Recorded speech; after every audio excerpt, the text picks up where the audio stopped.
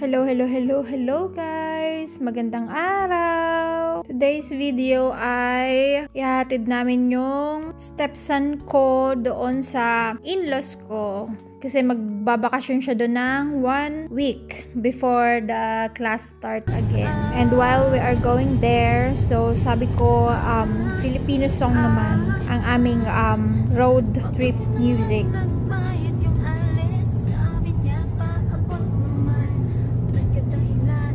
At bago ang lahat, nagpagas pala muna kami dyan kasi mahirap na pag kami naubusan ng gas sa daan. Going to my in-laws place kasi medyo malayo yung mga pagasolinahan doon. So ayun, it's better na gawin na namin before kami bumiyahe. So ayun, 3 hours pati ang biyahe papunta doon. Pero dadaan muna kami sa Grabo Market para ayun, kumain and also tignan ko anong mga tinda nila dito. Ganun dito sa South Africa, every lugar meron silang pa-market every weekend.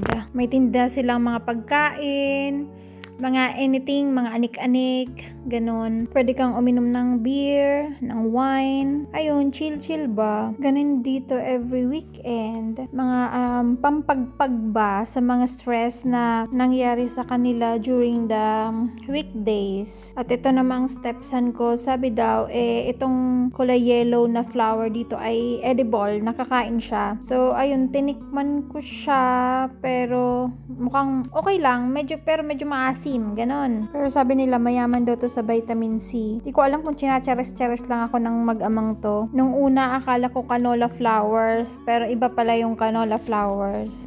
Speaking of canola flowers, ayun, nakikita nyo ba yung yellow na yan dyan sa video natin?